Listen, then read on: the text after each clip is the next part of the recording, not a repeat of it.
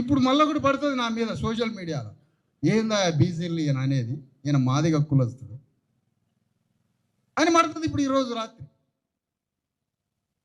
నేను first I'm social scientist, నేను సామాజిక శాస్త్రవేత్తని, నేను సోషల్ డాక్టర్ని, నేను సోషియాలజీలో పిహెచ్డి చేసిన ఒక సామాజిక శాస్త్రవేత్త, నిపుణత కలిగిన గుణంతో సంఘాన్ని ఎట్లా కట్టాలనో కట్టే డాక్టర్ని నేను.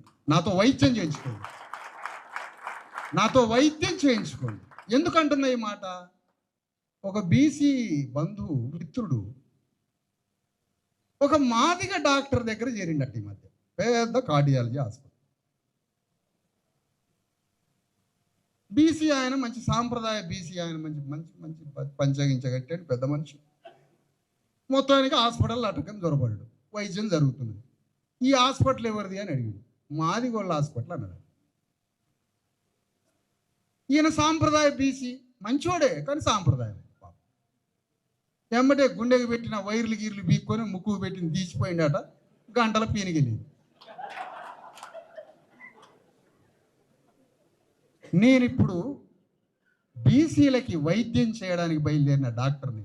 మీరు వైర్లు బీక్కుంటే ఏమైందో చూడండి. మీ ఇష్టం అది, నాకు వచ్చే నష్టం ఏంటంటే వైద్యం చేయడానికి బయలుదేరి. ఆనాడు అంబేద్కర్ వైద్యానికి మీరు దొరకలే,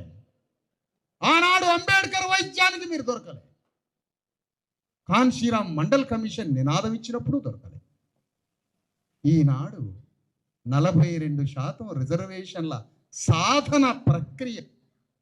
నిన్న కామారెడ్డిలో 1250 మంది నా సైనికుల్ని హాజరుపరిచిన మీటింగ్.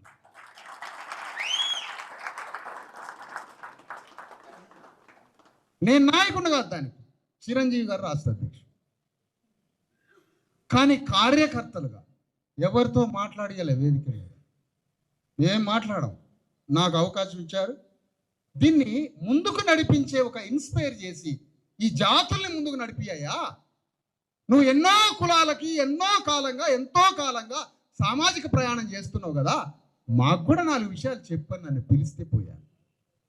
పని చేయడానికి పోయాను, చైతన్యం చేయడం కూడా పని చేయడానికి పోయాను.